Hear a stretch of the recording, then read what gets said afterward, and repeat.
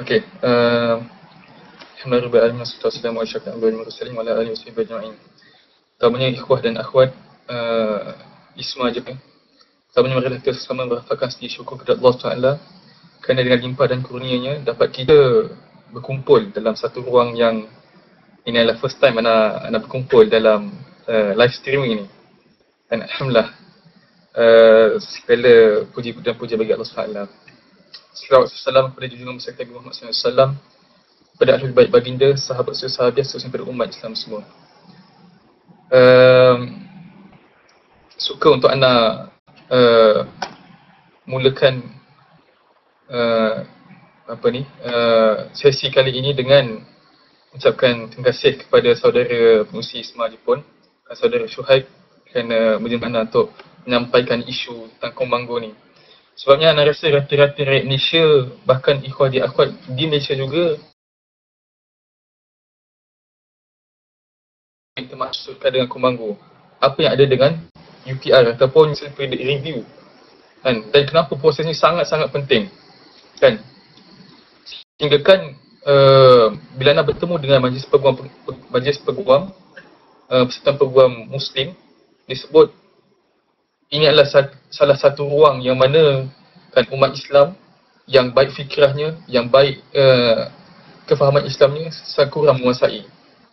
Jadi ikhwan dan akhwat, jadi antara beberapa objektif yang kita akan clearkan di sini, iaitu yang pertamanya, apakah itu UPR ataupun User Periodic Review, kan sedikit latar belakang dan sejarah UPR ni.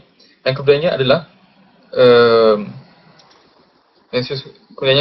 kan apa masalah dengan tuntutan Komanggo ataupun kita tahu Coalition of Malaysian NGO, sehingga kan membuatkan satu Malaysia kan, mana orang-orang yang kisah terhadap isu Islam kan, terhadap status quo, terhadap perlembagaan, terhadap kedudukan umat Melayu kan, jadi begitu sensitif kan. Dan sebenarnya kita akan masuk pada apakah yang penyelesaian bagi masalah-masalah ini. Okey, skrin anda sebenarnya separuh dan bila anda baca tulisan je kecil, so anda tak nampak sangat. Okey, anda mulakan. Pertamanya tentang latar belakang sejarah.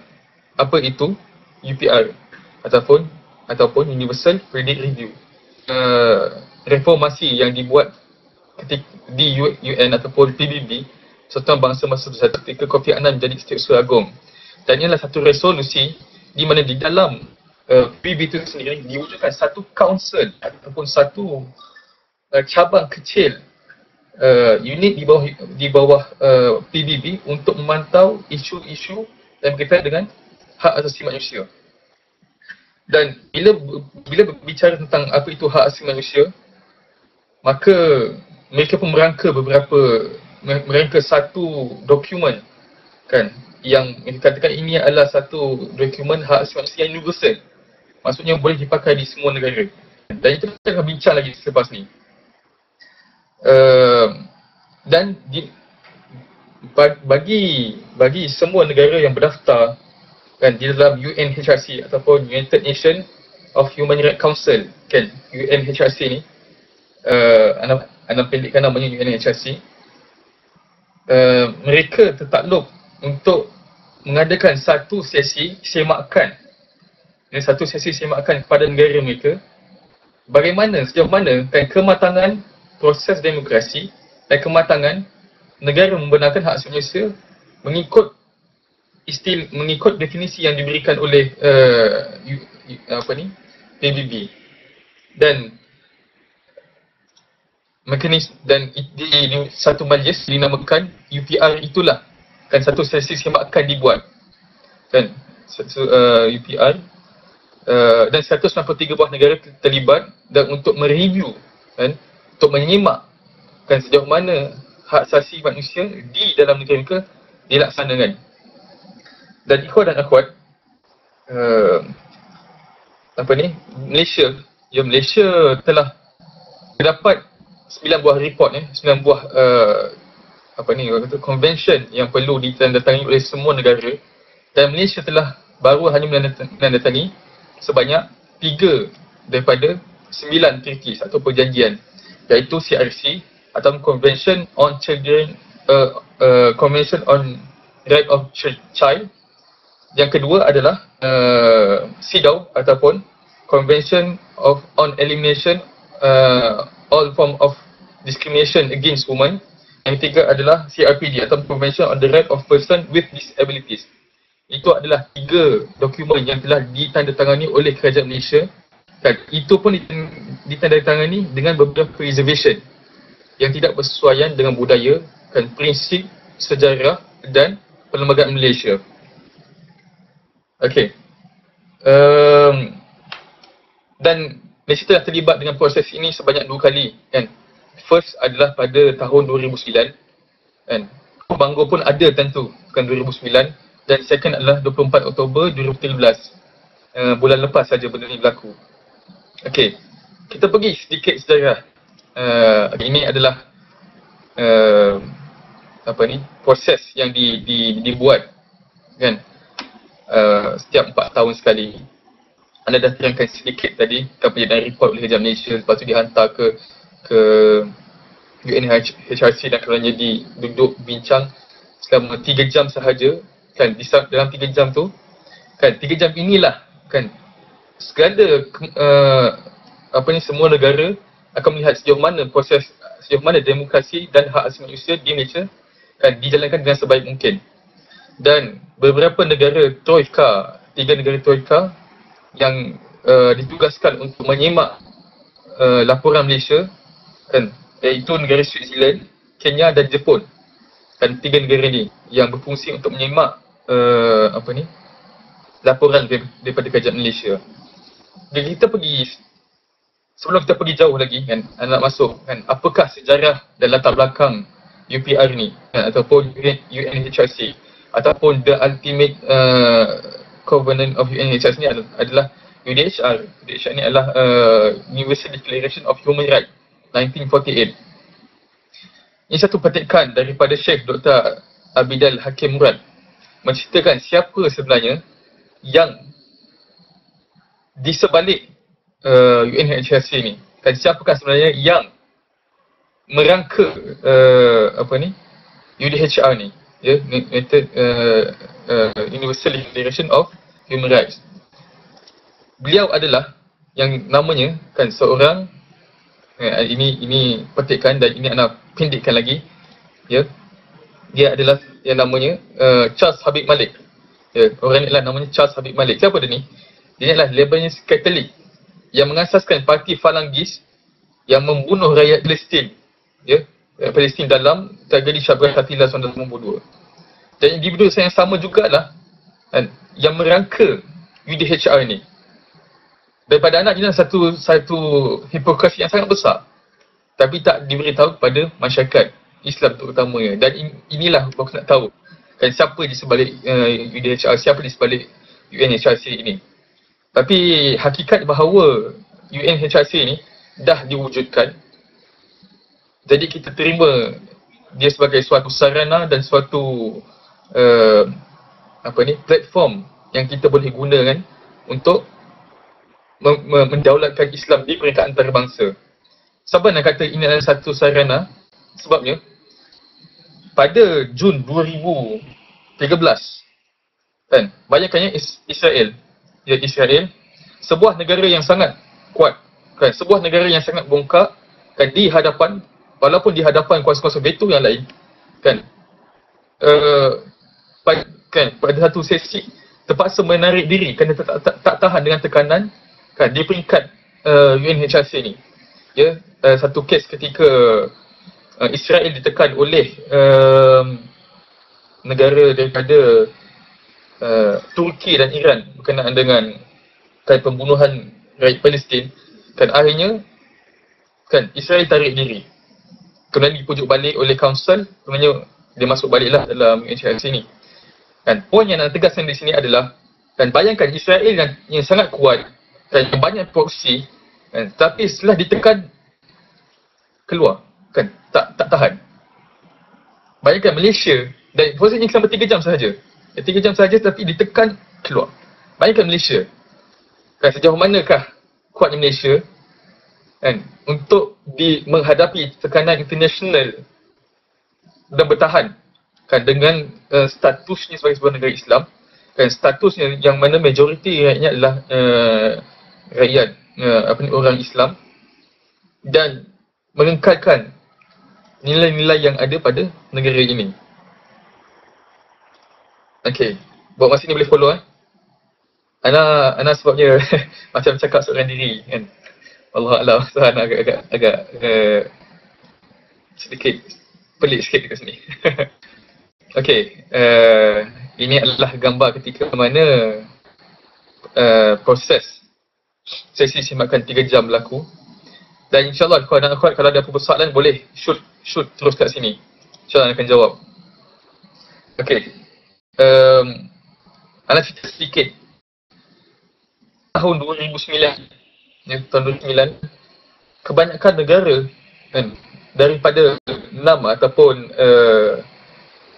the third 6 dan OIC dan negara-negara OIC lah yang banyak kan backup Malaysia kan, mempertahankan status Malaysia sebagai sebuah negara Islam kan, yang punya majoriti sebagai sebuah negara umat Islam lah.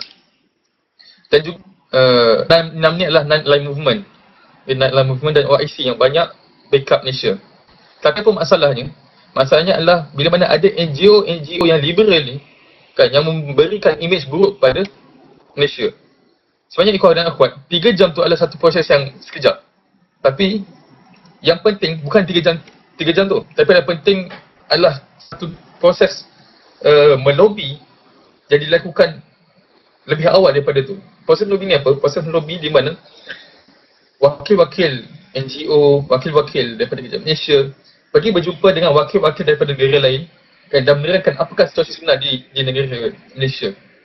Jadi Komanggo ni kan, dia datang sebulan lebih awal daripada wakil daripada kerajaan Malaysia, dan dia pergi ke beberapa negara kan, dan memburukkan negara Malaysia di situ. Ya. Dan kesannya kan, pada sesi semakan 3 jam ni kan, mereka melihat bahawa Malaysia ni sebuah negara yang tak demokratik dan memaksa menandatangani beberapa treaty atau perjanjian yang mana melanggar melanggar agama Islam. Sebagai contoh, satu treaties ICCPR, International Covenant of Civil and Political Rights, yang mana nanti anda akan bahaskan lagi kan, memberi kebebasan mutad kepada umat Islam di Malaysia ni. Okey, bahkan Anan jawab soalan, kalau antum baca berita, berita Malaysia Insider ke Malaysia Kini ke, mempersoalkan bahawa negara-negara lain menandatangani ICCPR ni, menandatangani treaties atau perjanjian yang lain ni. Anan sebut kan, seorang duta OIC namanya Sulaiman Sheikh, dia sangat memuji Malaysia kerana Malaysia adalah salah satu-satunya negara yang menghantar NGO Islam yang mewakili kerajaan Malaysia. Dan dia puji benda tu. Negara Islam lain tak hantar. Ya? Dan kita sebagai rakyat Malaysia perlu bangga lah kan tentang perkara tu. Dan juga sepatutnya bila mana orang yang mempersoalkan negara-negara lain, negara Islam lain menandatangani proses-proses atau perjanjian yang treaties yang lain tu, sepatutnya yang perlu ikut bukannya kita sebagai negara Malaysia yang perlu ikut mereka, tapi mereka lah, negara Islam yang lain lah perlu mengikut Malaysia, kerana Malaysia sangat tegas mempertahankan hak dia sebagai sebuah negara Islam. Dan ini adalah perkongsian daripada Muslim. Dia sebut pada satu sesi penerangan yang Ana hadir, dia menceritakan bahawa kenapa negara-negara Islam lain banyak menandatangani perjanjian-perjanjian yang sangat kontroversi ini kan,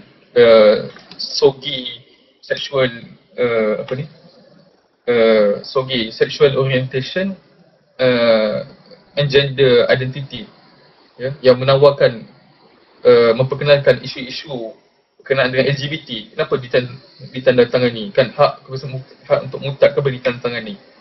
Sebabnya banyak wakil-wakil negara Islam tak cukup kompeten kan untuk memahami international report ni, dan tak kuat membaca benda-benda ni.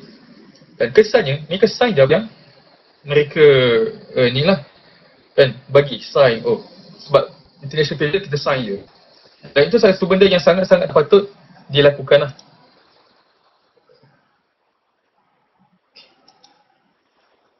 Okay, kita teruskan lagi. Dan pada sidang 24 kan, pada sidang 24 Oktober tu kan, pada 19 Februari ni Malaysia ada 62 show telah diteruskan daripada 90 wakil negeri PBB. Dan pada 24 Oktober 2017 ya, Malaysia menerima 249 show daripada 108 anggota perwakilan, yang menjadikan Malaysia sebagai negara kedua yang paling banyak kan, yang paling banyak menerima komen lah selepas negara China kan. Bayangkan Malaysia negara yang kecil kan, tapi menerima komen yang paling banyak, kedua paling banyak daripada semua negara lah kan. Satu perkara yang anak rasa seharusnya kita banggakan. Okey, itulah sedikit sebanyak tentang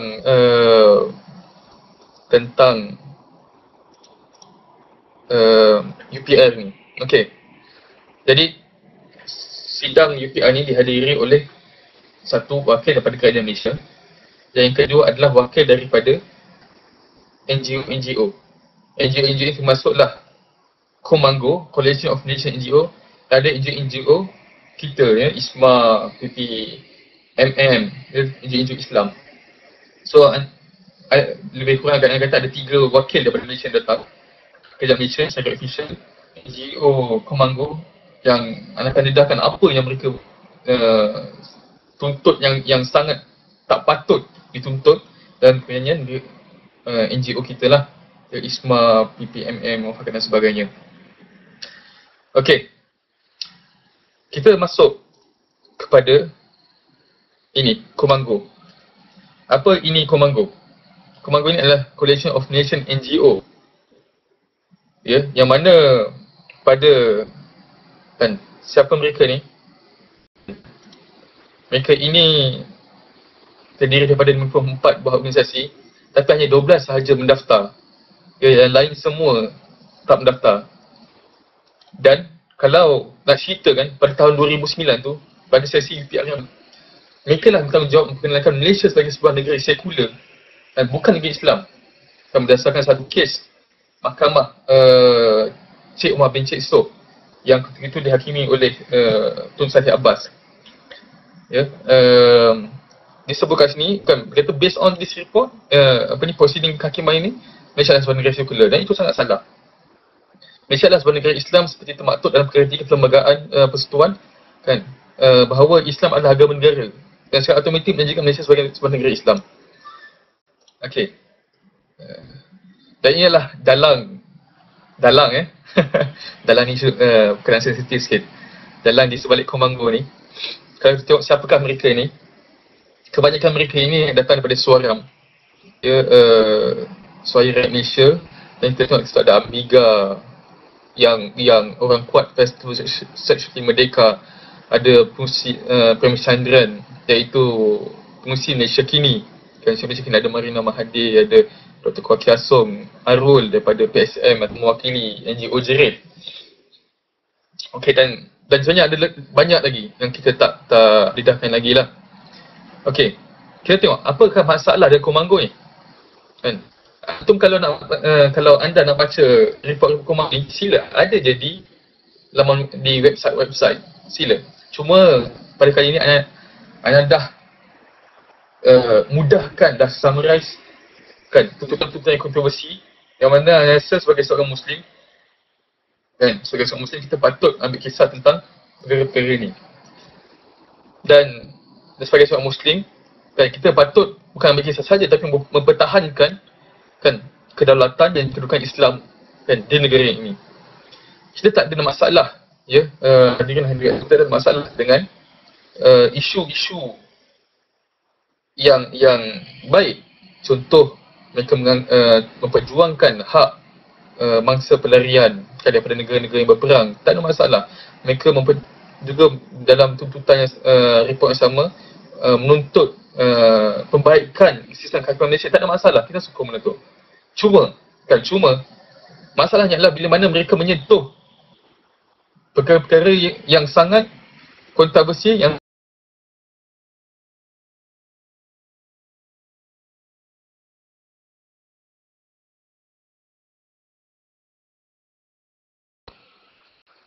sentuh. Dalam report yang mereka berikan tu, dalam peringkat pertama, dia tulis dalam English lah, tapi yang translate dalam bahasa Melayu, kan, menuntut menandatangani International Covenant on Civil and Political Rights. Kejap. Oh, dia tak, slide ni dia tak bergaya ni, Syed. Gaya boleh tukar. Maksudnya ada animation, dia tak ada je, Syed.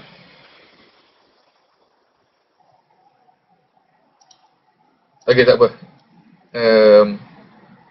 Okay, tak mana, teruskan je. Sepatutnya dah ada yang selain daripada ni. Okay, tak apa.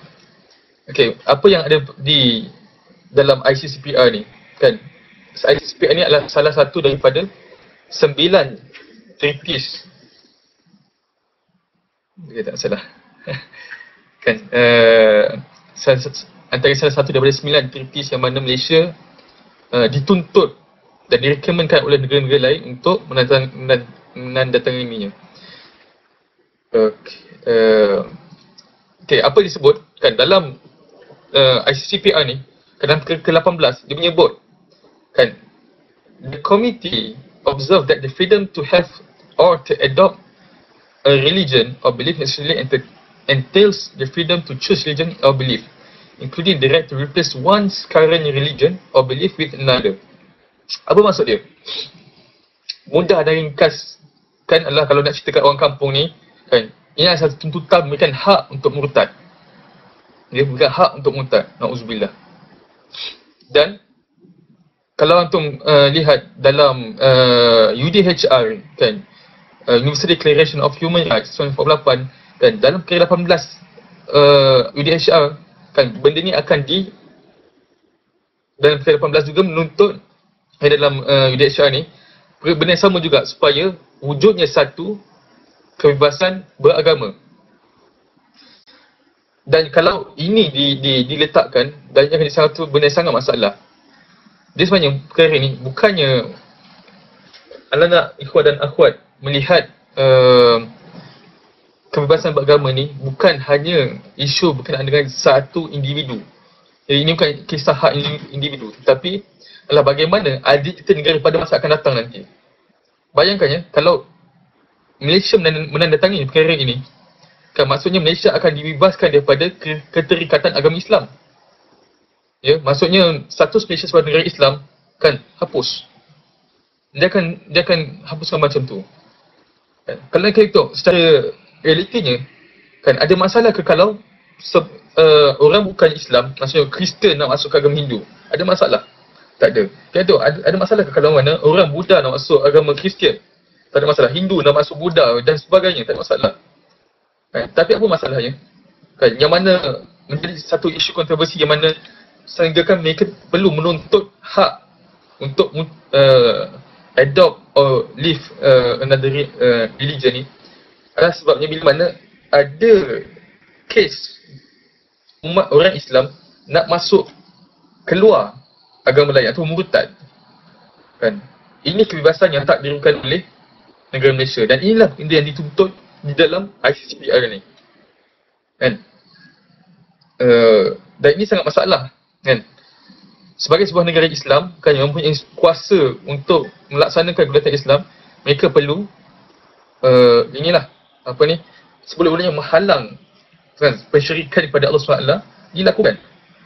Kan? Tapi dengan adanya covenant ni kan, kalau kata ditandatangani, maka Malaysia akan tak boleh lah nak buat benda ni, tak boleh nak mempertahankan kedaulatan Islam ataupun hak agama Islam kan. Dan kalau antum tengok nanti mungkin Syahid boleh bagi slide dekat ikhwan dan akhwat yang lain. Sebabnya dalam slide ni, kalau antum tengok di bahagian implikasi ni, di bawah ni Ana letakkan ada lebih kurang 10 buah negara yang menuntut Malaysia menandatangani ICCPR ni. Dan negara tersebut ada 3, kalau tak salah, ada negara Islam. Palestin, Palestin, ada 3 buah negara. Saya nanti boleh kita masuk kan, ikhwan dan akhwat boleh ambil slide ni dan tengok di bawah bahagian implikasi ni. Ada tulis di situ. Okey. So, yang pertamanya, tuntutan Komanggun ialah untuk menuntut hak kebebasan beragama ataupun hak untuk murtad. Okey, apa tuntutan yang kedua? Tuntutan yang kedua adalah menuntut menandatangani ini International Covenant of the Elimination of All Forms of Racial Discrimination ataupun ICRD. Ya, yang mana telah terjemahkan dalam bahasa Melayu kan, menyediakan rangka kerja undang-undang untuk mengatasi obligasi antarabangsa ke dalam undang-undang domestik. Apa masalah dengan ICRD ni? Masalah ICRD ni adalah masalah ICRD ni adalah mereka mendefinisikan istilah racism mengikut definisi yang telah diberikan oleh Barat. Ya.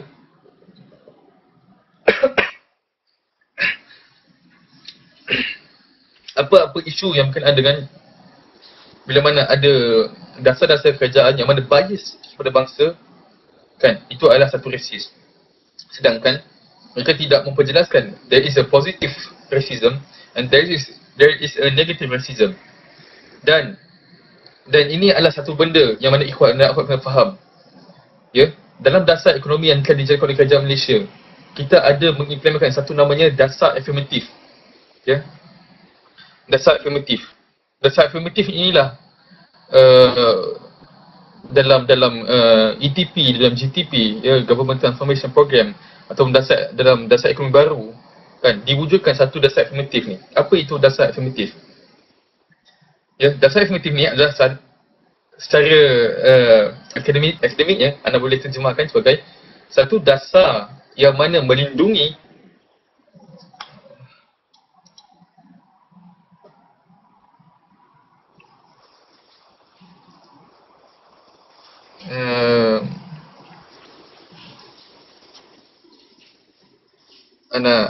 okey.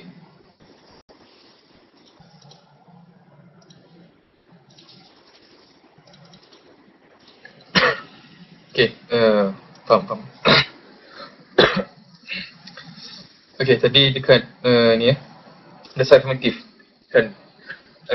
Dia ada satu dasar yang mana melindungi golongan minoriti dalam sosioekonomi sebuah negara. Okey. Ataupun maksudnya dalam kita tengok penguasaan ekonomi di Malaysia ni, orang Melayu Islam mereka belum lagi menguasai ekonomi dengan sebaiknya. Kalau siapa yang study sains politik, maka dia akan tahu bahawa kuasa politik adalah kuasa pempasan oleh orang Melayu, manakala kuasa ekonomi adalah kuasa pempasan orang Cina. Dalam kuasa pempasan tersebut kan, orang Melayu perlu menguasai lebih kurang 40% daripada ekonomi Malaysia. Tapi masa ni orang Melayu selagi tak mampu untuk menguasai, kan, disebabkan kurangnya inisiatif mungkin, dan kurangnya kesedaran, dan juga kurangnya bermacam-macam kurang lah. Dan dasar afirmatif ni kan diadakan supaya memberi peluang dan ruang supaya orang Melayu ataupun orang Islam boleh berupaya untuk menguasai ekonomi yang 40% ni. Dan ini mengikut Islam Barat adalah satu tindakan racism. Tanpa dia membezakan adakah ini positive racism atau adakah ini negative racism. Sebagai contoh mudahnya, analoginya, kalau dalam kelas, ada pelajar yang bijaksana lah kan, cikgu ajar semua pelajar dalam masa 20 minit. Ada pelajar yang boleh tangkap, ada pelajar yang tak boleh tangkap. So apa tu cikgu buat terhadap student yang agak lambat sikit ni? Mesti cikgu pergi bagi pengajaran yang lebih kepada pelajar yang tak dapat tangkap ni, supaya kan dia boleh bersaing dalam keadaan yang sama dengan pelajar yang cepat ni. Dan inilah sebenarnya bagaimana dasar afirmatif ini dijalankan, dan ini dikatakan sebagai satu dasar yang rasis. So sangat tak patutlah kan. Sebab kan kalau ikut sejarah tanah Melayu ni kan, disebabkan kita orang Melayu dipecahkan di bawah dasar percakapan perintah, kita diletakkan untuk bertani, maka kita lambat untuk menguasai ekonomi kan.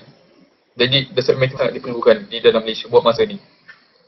Selain itu, apa yang disebutkan dalam ICRD ni, dia bertentangan dengan artikel 153. Dan akan tentangkan dekat yang seterusnya, apakah yang dituntut oleh artikel apakah yang ingin mereka tuntut supaya pindaan artikel 153 ini dijalankan.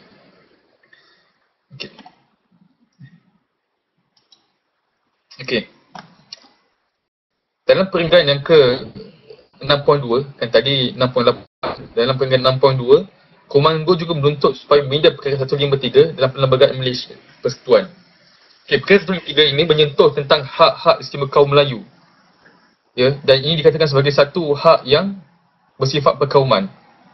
Dan ini juga perkara yang mana ikhwah dan akhwat perlu sangat-sangat fahami dan perlu sangat tahu akan apakah hak mereka sebagai seorang bangsa Melayu ni. Kan, manifestasi kepada perkara 153 kan, perkara 153 ni kan, antara yang diberikan adalah orang Melayu mempunyai kuota yang lebih, sebagai contoh di dalam pendidikan, di dalam pendidikan ni maksudnya beasiswa, di dalam penjawat awam kan, dan ini telah disepakati dalam kontrak sosial di Malaysia ni kan, dan mereka di sini sangat-sangat tak puas hati dengan benda ni. Maksudnya kata kontrak hak istimewa orang lain ni perlu dipinda, dan hak yang sama rata perlu diberikan kepada orang bukan Islam ataupun bangsa lain. Anda tanya, adakah benda tu betul? Kan? Sememangnya tak betul lah.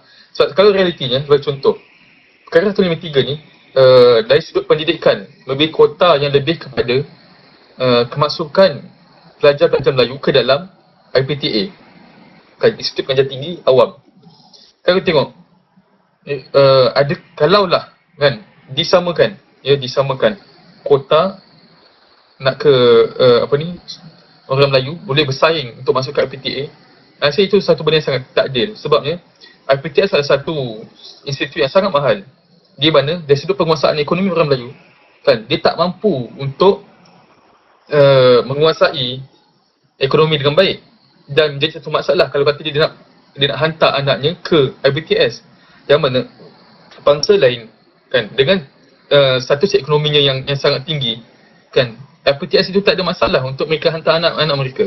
Tapi kalau bagi orang Melayu yang mana tak menguasai ekonomi dengan baik lagi kan, buat maksudnya analisis baru 20% daripada 40% yang mana orang kita perlu kuasai kan, dan ini akan jadi satu benda yang sangat membebankan kan. Jadi untuk perkara ni kan, dalam sistem pendidikan diberi kuota, okay, walaupun dengan kadar kemiskinannya ataupun masih lagi tak kompeten untuk menggarap 40% of our economic cake kan, jadi kita hantar ada kuota untuk orang Melayu di dalam IPTA kan, dan ini yang dituntut dalam Komando ini supaya dihapuskan ataupun dipinda.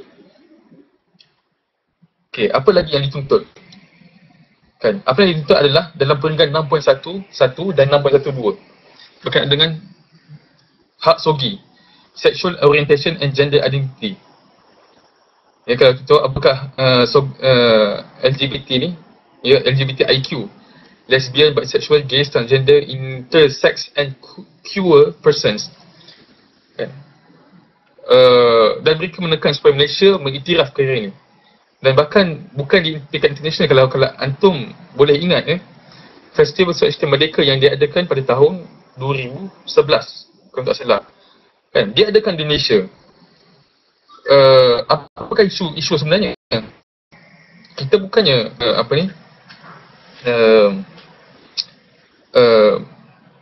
menekan mereka. Apa yang mereka nak buat adalah mereka nak supaya diiktiraf, ya, gaya kehadiran LGBT ni, kan mereka juga menekan supaya diiktiraf kan budaya hidup LGBT ni. Maksudnya membenarkan supaya perkahwinan campur, perkahwinan sejenis dibolehkan di Malaysia ni. Dan ini menuntut supaya Malaysia meminda kalau di sini Seksyen 377A dalam kanun keseksaan yang mana melibatkan jenayah liwat. Maksudnya liwat adalah sebuah jenayah yang mana manifestasinya adalah gay tidak dibenarkan di Malaysia. Itu dijadikan sebuah jenayah. Dan mereka menuntut supaya dipinda ataupun hapus Seksyen 377A ini. Termasuklah juga satu enakmen dalam enakmen jenayah syariah yang mana menghalang supaya orang lelaki memakai pakaian perempuan dan perempuan memakai pakaian lelaki. Kan? Mereka juga untuk supaya perkara tersebut dihapuskan. Dan apa masalah LGBT ni? Kalau antum imbas kembali masalah LGBT ni, sebenarnya pada tahun 1973 kan, LGBT diwatakan sebagai sebuah mental illness, sebuah sakit mental pada tahun 73. Tapi disebabkan desakan oleh NGO yang perjuangkan LGBT ni pada tahun 1982 kan, WHO menarik balik. Dan ada sebuah artikel, kalau tak artikel yang anda tak sempat baca tapi dikongsikan ulasannya, dia sebut kenapa WHO ni menarik balik, kerana ketika satu sesi mesyuarat WHO kan, golongan-golongan LGBT ni merempuh masuk ke dalam mesyuarat tersebut dan juga mengandung individu di dalam tu. Dan berbagai-bagai tekanan dibuat sehingga kan pada tahun 82 kan, WHO kemudian menarik balik bahawa LGBT adalah sebuah penyakit mental. Berkesinambungan daripada kereta tersebut kan, lepas satu tuntutan pengiktirafan LGBT dibuat 1/1 pada tahun 2006 ini benda yang perlu kita ingat sangat, bahawa umat Islam perlu menghasilkan umat Islam sangat kompeten untuk mendaulatkan pertahanan Islam di peringkat antarabangsa ni.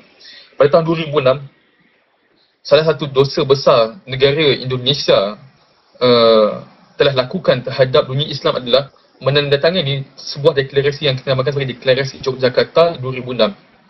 Dan itu adalah permulaan di mana dunia Islam kan, dia sebuah negara yang majoriti, negara terbesar umat Islam kan, membenarkan perkahwinan campur ni. Perkahwinan campur ni bukan campur agama maksudnya lelaki kahwin dengan lelaki. Dan Indonesia adalah negara Islam yang pertama yang buat benda ni, dan ini satu dosa besar pada Indonesia. Dan pada tahun 2006 ini kesan yang sangat serius. Dan kerana ini jugalah kan, golongan-golongan liberal mempersoalkan bahawa kenapa Malaysia tak ikut Indonesia kan, Indonesia negara Islam, kenapa Malaysia tak ikut. Kita tak nak adanya wujud suara-suara macam ni Dan kesinambungan daripada 2006 apa yang telah ditayangkan di Indonesia pada tahun 2012 kan, mereka menuntut lagi supaya wujudnya SOGI ni dalam UNHRC. Dan kalau tak sana sekarang ni dah ada 14 negara. Thailand adalah akan jadi negara yang ke-15 lah. Mereka sedang draft undang-undang berkenaan dengan hak untuk perkahwinan campur ni. Dan kalau kita tengok kejap tengah loading slide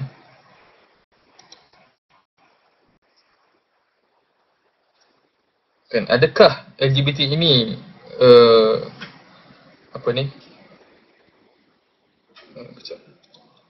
adakah LGBT ini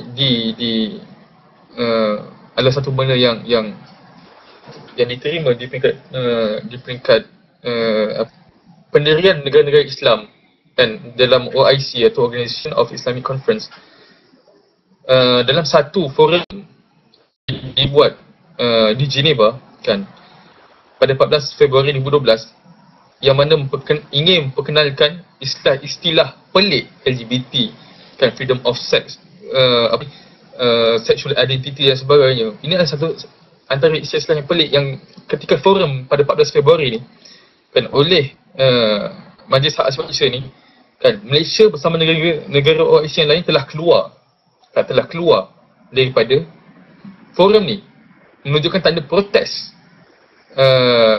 kita terhadap protes kita terhadap LGBT ni. Dan bahkan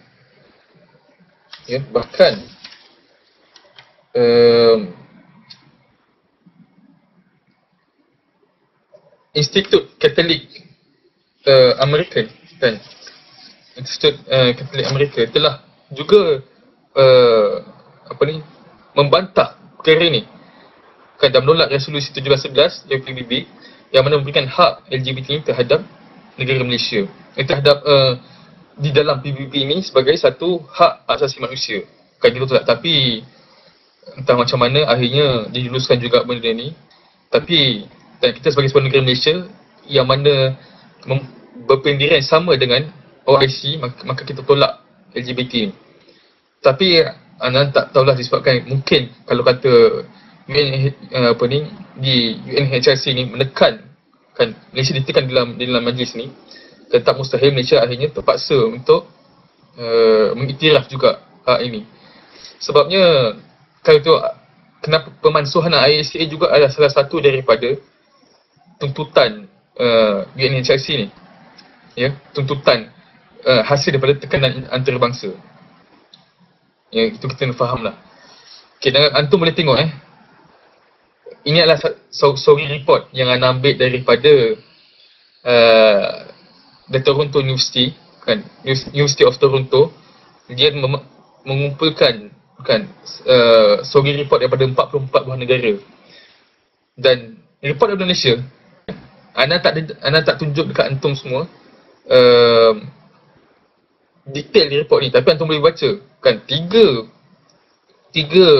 bahagian depan tu semua berkaitan dengan kan discrimination terhadap LGBT. Discrimination terhadap LGBT dan yang mana berita-berita ni pun dia juga yang buat. Dan dia masuk dalam report dan dijadikan sebagai satu report antarabangsa. Ya.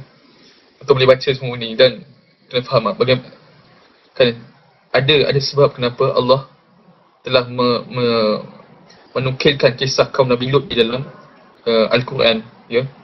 Di dalam Al-Quran, dan mana Allah sendiri kan yang memusnahkan kaum ini kan, ada sebabnya.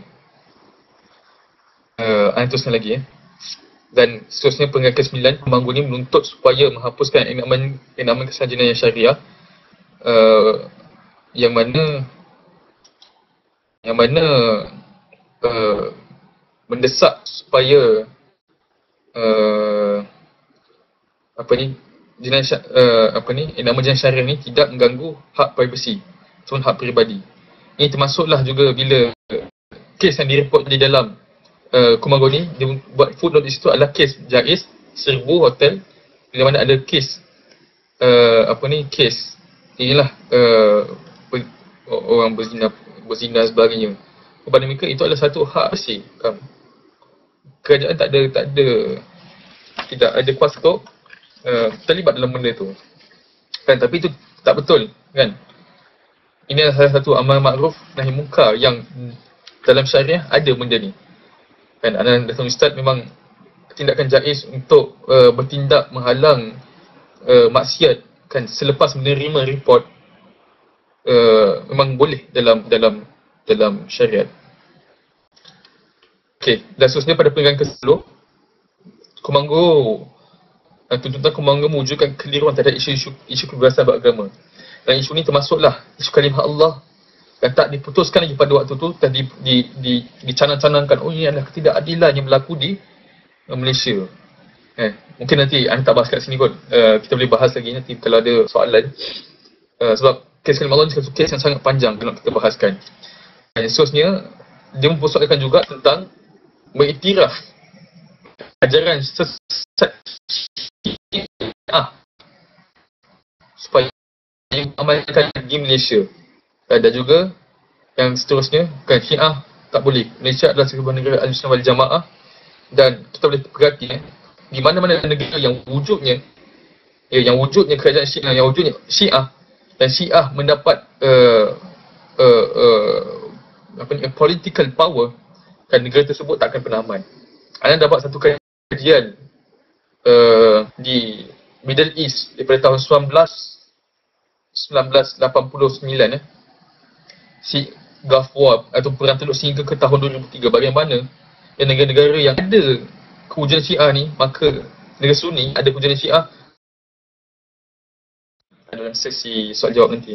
Dan seterusnya, yang ketiga yang dituntut, bahagian ke-10 ni adalah berkaitan dengan the freedom of religion. Spesifik dalam kelompok Komando tu. Yang ketiga adalah kes dan hak seorang bapa beragama Islam untuk mengislamkan anak-anak di bawah umur, juga dijadikan sebagai isu hak asasi manusia. Kalau antum ada baca berkenaan dengan satu kes Indira Gandhi dan Subhash ini, satu kes di mana si bapa ni, kan, both of them is Hindu, kan, si bapa telah memeluk agama Islam dan membawa 3 orang anaknya masuk ke dalam Islam. Dan kes ni, kan, dijadikan satu kes di dalam report ni sebagai satu kes ketidakadilan. Di dalam Islam, kan, sepatutnya bila mana memang betul apa yang dibuat oleh ayah tersebut. Memang bila mana seorang, sama ada ayah atau mak, kan, masuk dalam agama Islam, dia kena bawa anak-anaknya masuk ke dalam agama Islam. Yang pentingnya apa? Yang penting bukan hak dengan anak itu, tapi yang penting adalah akidah anak. Mak atau ayah itu nak mendidik anak, membesarkan anaknya dengan cara yang bagaimana? Adakah dengan acuan agama Islam atau acuan agama lain? Kan, sebagai seorang beragama Islam, dengan acuan Islam lah, kan, dengan acuan pendidikan Islam. Dan sebuah negara Islam, kan, dia kena favor supaya benda ni pada negara, kepada ibu dan ayah yang beragama Islam. Tapi dia jadikan sebagai satu isu ketidakadilan yang berlaku.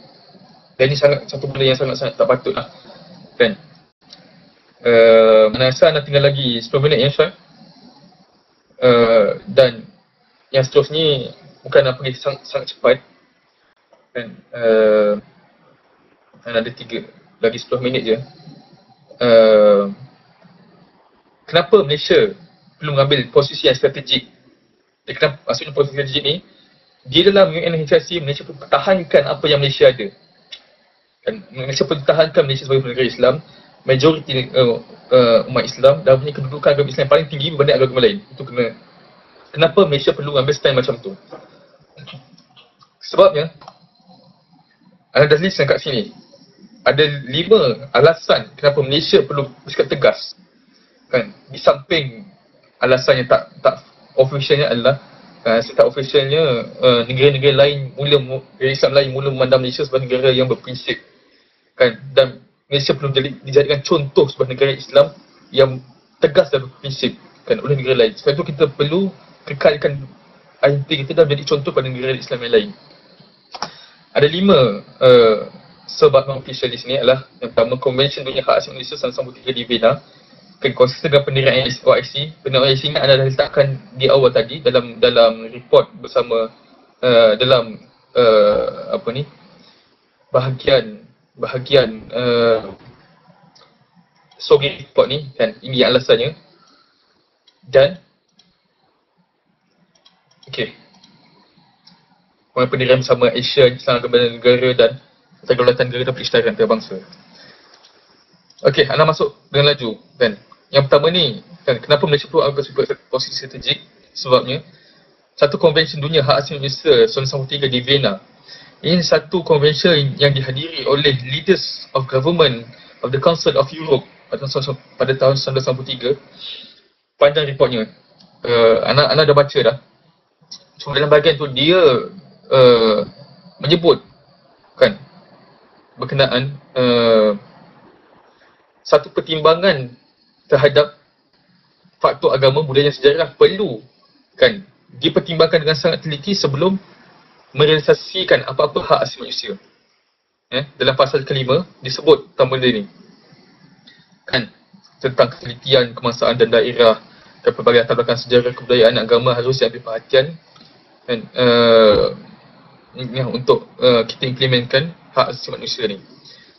Bayangkan ini adalah pendirian yang dibuat oleh the Council of Europe kan, negara-negara Eropah, sebuah negara yang sangat besar yang mempunyai kuasa yang sangat kuat di dalam PBB, tapi berpendirian supaya mereka sendiri kalau nak implement hak asasi manusia kena align dengan prinsip mereka, agama mereka, sejarah mereka, budaya mereka, barulah kita akan buat hak-hak asasi manusia ni. Kalau tak, no.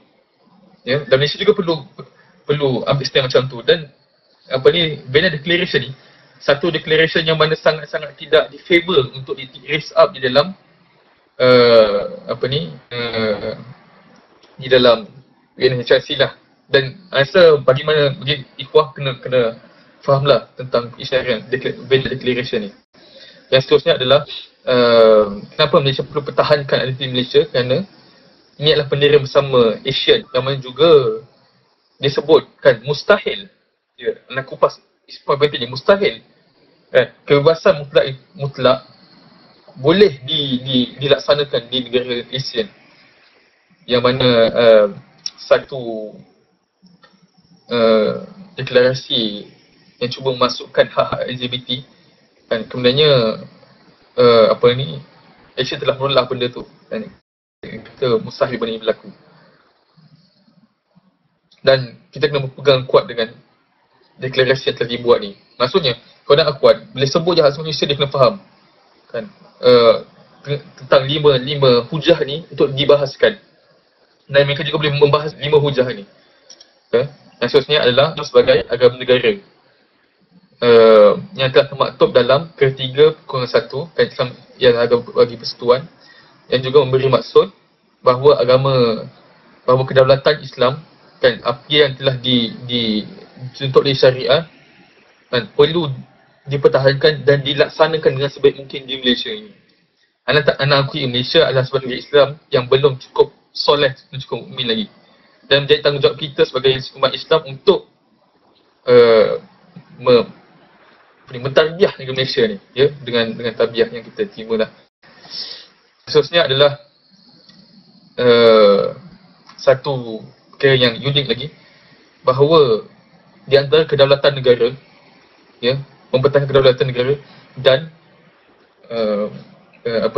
membenarkan peristiwa antarabangsa ni, ada 2 kes. Antum boleh cari kat internet nanti berkenaan dengan 2 kes Mahkamah Persekutuan yang mana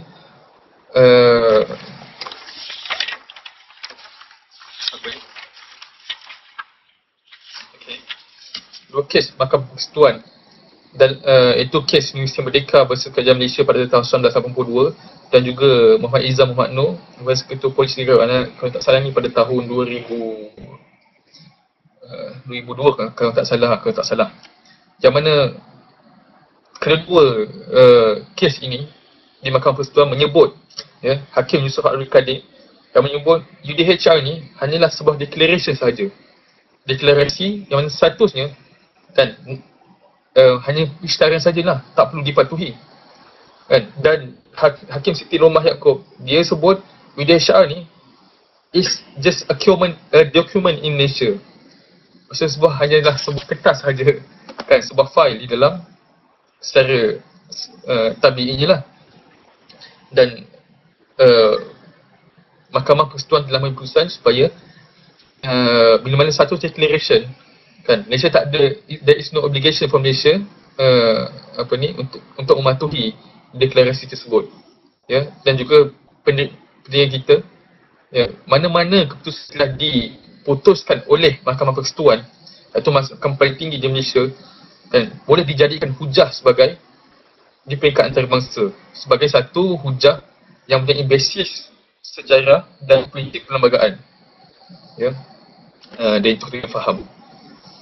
Dan inilah sebenarnya apa yang kita tak puas hati dengan Komanggo, ya, apa yang kita rasa they touch our sensitive issues, they have crossed the border of the sensitivity, dan kenapa Malaysia perlu pertahankan kedaulatannya di dalam di peringkat antarabangsa ni. Dan ini adalah satu cabaran yang rasa Anas sangat-sangat risau dengan apa yang kita kan, bagaimana pelapis kita pada masa yang datang. Pelapis ni maksudnya kita kan, bagaimana kita menyiapkan diri kita dengan tarbiyah dan fikrah yang baik. Ikhwan dan akhwat, antara cabaran masa depan kita adalah bagaimana kita nak menghasilkan seorang Muslim yang berkefahaman dan berfikrah yang baik dan benar, yang sangat cukup kompeten untuk mengangkat dan mempertahankan kedaulatan Islam di dalam negara dan dunia. Apa maksud? Apa yang nampak ni, memang kan ISMA kita telah berjaya menghasilkan satu modul tarbiyah dan fikrah yang sangat baik. Dan itu adalah kejayaan yang telah dibuat oleh generasi lepas. Ya. Tapi kita, ya, soalannya adalah bagaimana kita dengan fikrah yang baik, dengan kefahaman yang baik, dengan akhlak yang baik, bagaimana kita nak menggunakan fikrah ini untuk mempertahankan Islam di dalam sistem. Sistem ni yang anda masukkan adalah bagaimana mengikut sistem perundangan, bagaimana nak mengikut sistem sosial, sistem pentadbiran, bagaimana kita nak menggunakan fikrah kita yang kita faham ini untuk diimplementkan di Malaysia. Dan inilah satu benda yang mana kita sangat tak kuasai.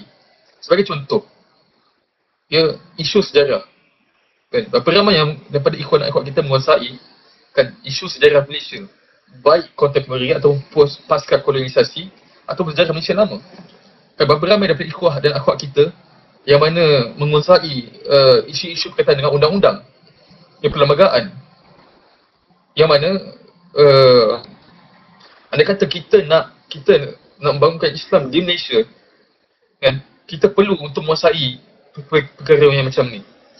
Dan ini jugalah yang Encik Azril daripada PPMM, Persatuan Peguam Muslim Malaysia, dia sebut kan, kami telah, dia antara wakil delegasi NGO Islam ke UPR ni, dia sebut kan, waktu tu Ana hadir dalam usrah mereka, dia sebut kami kan dah menyelesaikan tugas kami dan sebagai seorang peguam Muslim, dan kami tinggalkan sedikit untuk diteruskan oleh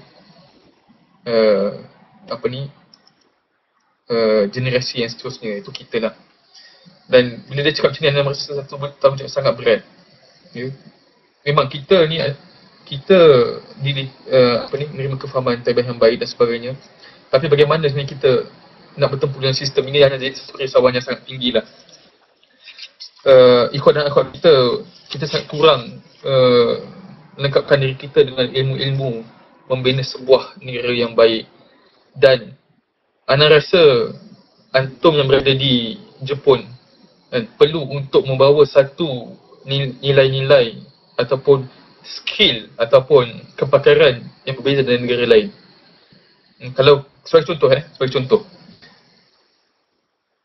di Mesir, mereka di Mesir sungguh belajar di Mesir kerana balik dengan membawa kepakaran agama, syariah, penfikrah kan, daripada Mesir dan disesuaikan di Malaysia.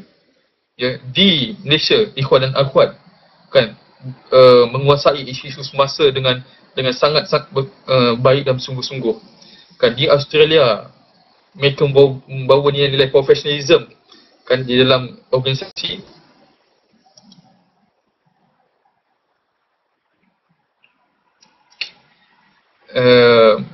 Dalam organisasi untuk sesuaikan dengan bagaimana membawa Islam yang baik di Malaysia. Dan bagi hadirin-hadirat di Jepun, kan, apakah nilai-nilai yang baik yang sangat-sangat diperlukan oleh agama Islam untuk kita bawa ke Malaysia. Ya, dan itu adalah satu persoalan yang sangat besar yang perlu dicari oleh anda di Jepun ni lah. Dan mana rasa ini benda yang perlu kita bincangkan bersama dan perlu ISMA Jepun perlu fikirkan lah, ya, skill ataupun kepakaran yang boleh dicetak di Jepun untuk dibawa ke Malaysia dan kita bangunkan Islam bersama di Malaysia ini. um, dan kan di mana di Malaysia ni kami dah bersedia dengan apa ni penguasaan isu semasa yang sangat kritikal kan. InsyaAllah kalau mana ikhwah dan akhwat yang di Jepun balik dan nak buat satu sesi untuk memahami isu semasa dengan cepat dan ringkas, tak ada masalah, benda tu kita boleh susun kan. Dan insyaAllah Ana dah menghasilkan beberapa modul tentang perkara tersebut, baik isu negara politik, isu chauvinis, isu kristenisasi, liberal dan sebagainya. Okay. Cuma ada disiplin-disiplin yang secara umum yang Ana rasa kita boleh mainkan secara bersama, secara kolektif di semua tempat di mana ikhwan dan akhwat kita ada, iaitu tindakan kita kan meningkatkan kefahaman Islam dan beri ruang untuk ditarbiyah. Yang ini untuk membina jati diri ya. Dan Ana rasa untuk kita mencetak semula kaedah sulbah atau tulang belakang pada perjuangan Islam ini, satu sisi yang kita tak lepaskan adalah asas agama yang sangat-sangat kuat. Ya, dan perlu bersungguh-sungguh untuk menguasai perkara ini. Dan seterusnya adalah kita kena cakna dengan perkembangan negara Malaysia dan dunia. Kenapa Ana highlight Malaysia secara khusus di sini? Ada satu ungkapan yang Ana petik daripada buku Mahasiswa Menggugat tahun 1970. Disebut di situ, mahasiswa adalah anak kepada masyarakat dan pulanglah kepada berbakti pada ibu bapa. Ungkapan ini satu ungkapan yang sangat cantik kan. Kita pergi belajar ke overseas, ke Jepun, ke Australia, ke UK dan sebagainya. Tapi kita kena ingat bahawa akhirnya kita kena balik semula di Malaysia dan kita kena menyumbang untuk membangunkan negara kita ni kan. Malaysia adalah tuan rumah negara kita dan kita perlu membangunkan Malaysia ini kan, supaya Islam didaulatkan dan hak dia dipertahankan. Dan seterusnya adalah mahasiswa perlu memperjuangkan persalinan ilmu dan teknik dan skill seorang articulator. Articulator ni skill untuk bercakap dan menulis. Dan di samping skill-skill memahami falsafah, memahami perundangan dan memahami perkara lain lah. Ya. Dan ini perlukan tindakan kita bersama. Dan insyaAllah Ana yakin apa yang disediakan oleh ISMA ini, apa yang kita concern dalam ISMA ini adalah satu isu yang benar buat umat Islam di Malaysia ini. Yang mana andai kata ISMA tak pertahankan, andai kata tak ada NGO yang memiliki kesedaran yang sama seperti ISMA, Muafakat, PPMN semuanya, tak mempertahankan Islam di negara ini, Ana yakin tak sampai beberapa waktu kan, yang namanya LGBT itu boleh dijalankan di Malaysia. Hak kebebasan itu selamba dibuat di Malaysia. Kan Malaysia akan terhapus nilainya sebagai sebuah negara Islam. Kerana itu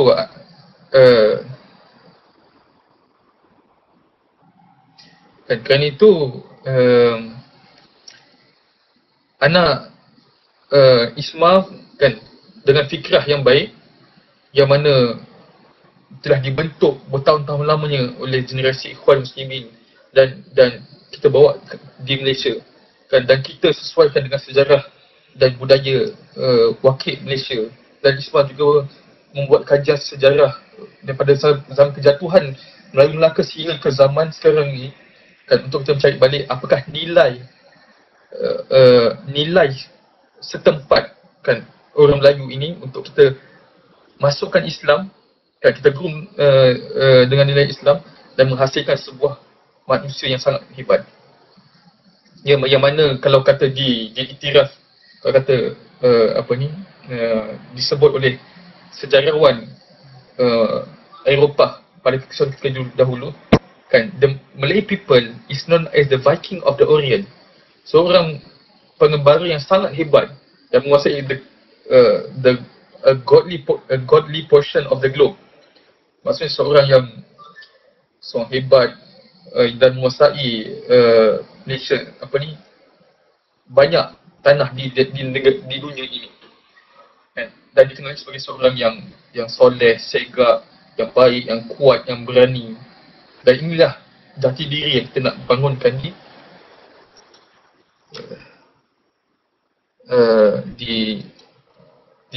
apa ni, dalam diri orang Islam di Malaysia ini.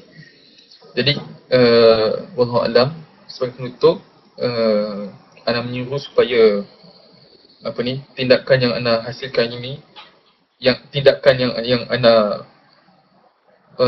cadangkan kita buat ni kan diambil berat, dan apakah nilai yang kita boleh bawa untuk kita sumbangkan di Malaysia ini. Dan satu benda yang sangat-sangat penting kan, segala kefahaman, segala apa ni, kisauan sensitiviti kita terhadap apa yang berlaku di negara ini, anda katakan kan mustahil boleh dibentuk kan tanpa kita ditarbiyah dan diusahakan.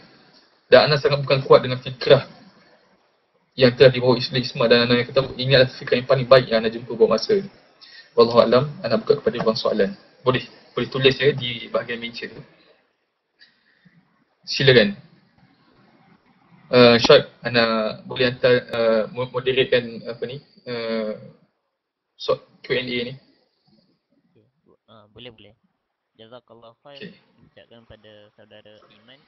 Jadi sekarang kita buka sikit ruang dalam 15 minit untuk sesi soal jawab. Jika ada apa-apa soalan, boleh tulis di ruangan chat.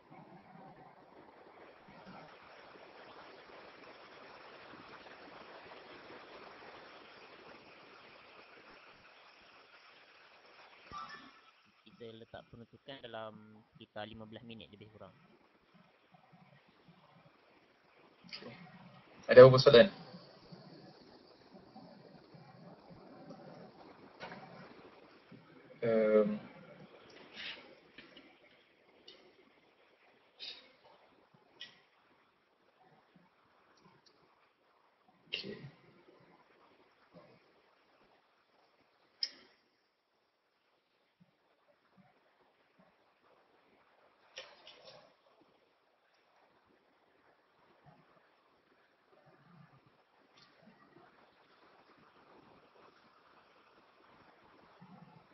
Sekarang ada beberapa orang. Itu ada satu soalan. Silakan. Okey, apa perkembangan? Okey, anda nak baca. Okey, recommendation ataupun tuntutan yang dibuat, maksudnya apa ni, cadangan-cadangan yang telah dicadangkan kepada rakyat, kepada negara Malaysia sekarang ini sedang di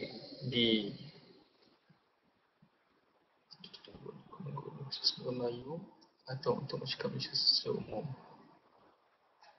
Okey. Saya 3 soalan yang pertama tu semua sama saja. Anak rangkumkan semua 3 soalannya. Okey, sekarang ni tuntutan tu selepas proses 3 jam kan sesi UPR tu, maka kerajaan Malaysia akan balik semula dengan membawa report yang mana merekodkan kesemua cadangan yang dibuat oleh negara-negara di PBB kan, untuk dibincangkan di peringkat Malaysia, kemudiannya dibentangkan semula kan di satu majlis yang lain. Dan tuntutan Komando ni, anda nak sebut kat sini, pada yang dikongsikan oleh peguam kita, dia kata kejap ada salin di sini yang disebut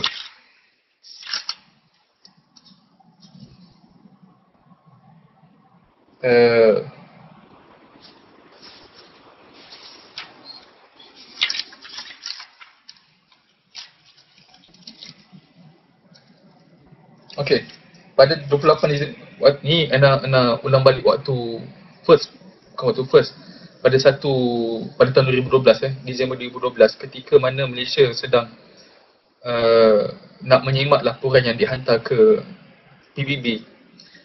Satu, kerajaan Malaysia kan Wisma Putra telah membuat satu mesyuarat dan dipanggillah beberapa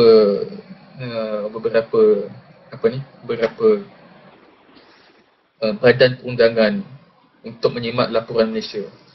Dan salah satu badan perundangan, Bar Council, dia sebut kat sini dia sebut di mana yang mana satu benda yang tak boleh nak dilupakan, bahawa mereka akan cuba sedaya upaya kan meminda kan perlembagaan sehingga kan ni, hak asasi manusia ini dibuat sepenuhnya oleh Malaysia.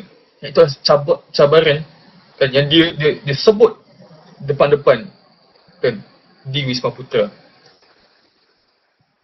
Maksudnya hak asasi berkenaan dengan tuntut untuk murtad yang mana menghapuskan hak asasi orang Melayu kan akan yang mana mengiktiraf hak LGBT kan mereka akan cuba sedaya upaya sehingga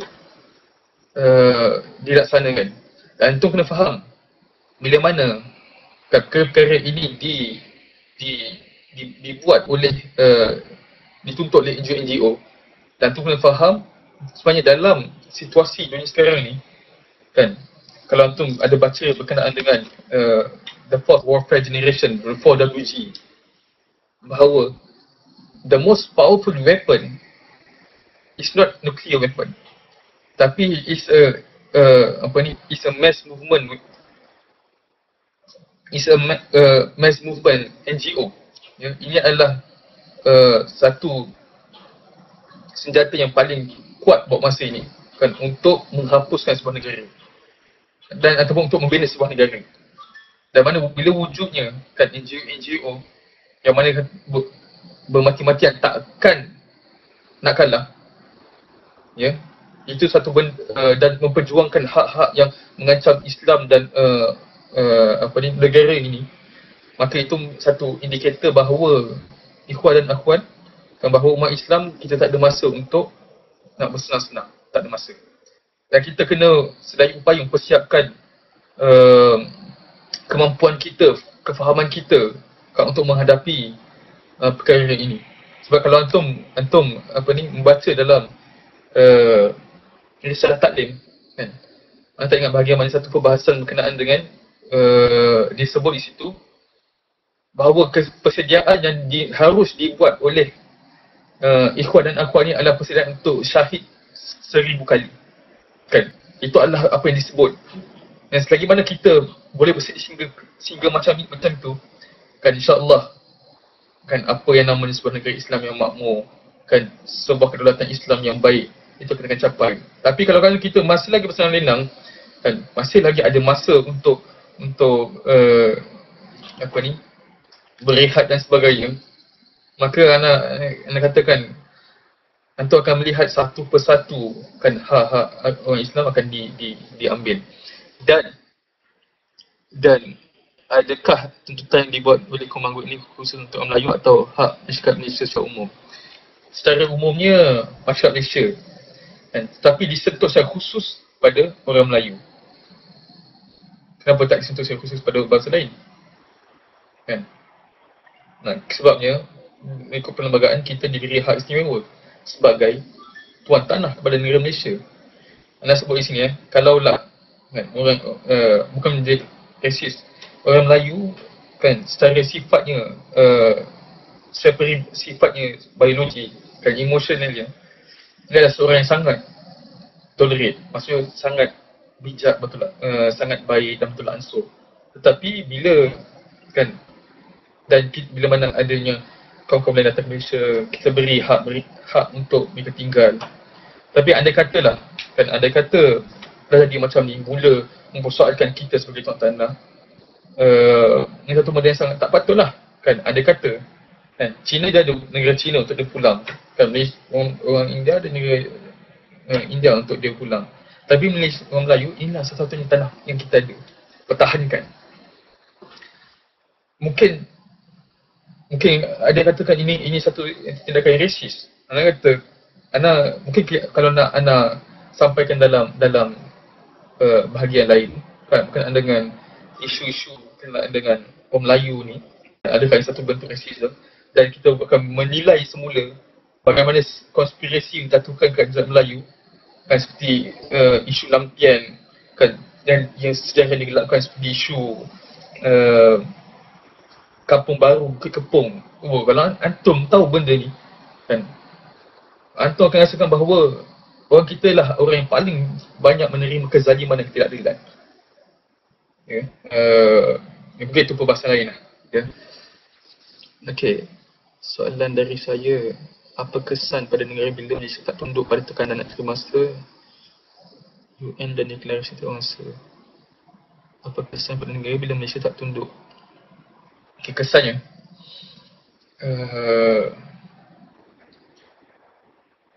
Malaysia, kesannya Malaysia akan ditekan dan semakin ditekan. Sekarang ni, kalau kita tengok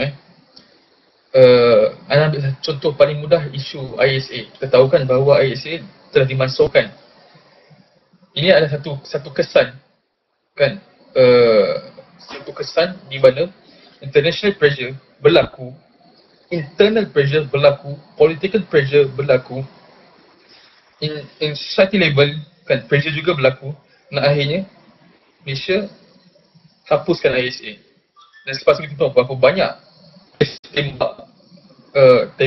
tembak menembak dibuat, tembak dan lari dibuat, dan perkongsian daripada kawan yang kerja di bertemu dengan special branch. Sebab kalau dengan ASA kita boleh kan menghalang apa-apa tindakan, apa-apa rancangan yang nak menjatuhkan Malaysia ataupun yang bahaya kan, dengan segera tanpa ada masalah. Tapi selepas IC dihapuskan, what we can do is we can collect the dead body on the side of the road. Maksudnya apa? Tak ada kuasa dah. Apa yang boleh buat lah kutip mayatnya, sebenarnya selepas kesihatan. Tapi dengan IC ni, satu anda rasa IC satu benda yang perlu ada. Cuma isunya adalah apabila ada beberapa pindaan yang perlu dibuat oleh di dalam ISA ini, sebagai contoh kuasa menteri untuk menggunakan ISA ini. Sejauh mana, soalan yang seterusnya adalah sejauh mana kemampuan semasa Malaysia menghadapi tekanan tersebut.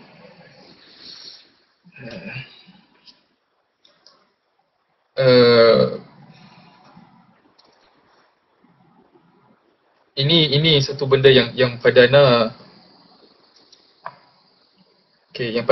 kita anak-anak pun masih lagi tak tahu macam mana negara Malaysia ni. Cuma dari peringkat yang pemerhati, anda melihat bahawa Malaysia tak cukup kuat tanpa adanya sokongan individu daripada NGO Islam. Tak cukup kuat. Tak cukup kuat untuk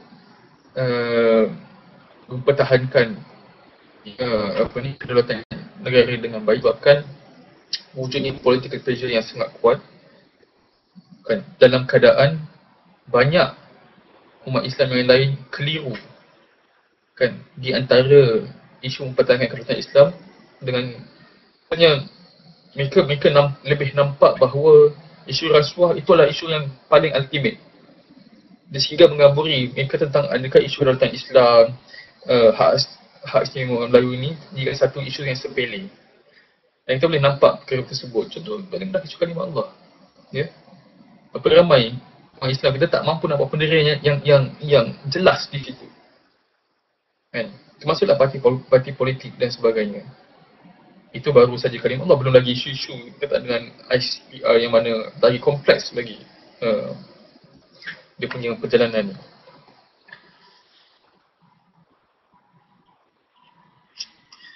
Soalan seterusnya, adakah isu-isu sensitif yang dibangkitkan sekarang hasil daripada penghapusan ISA?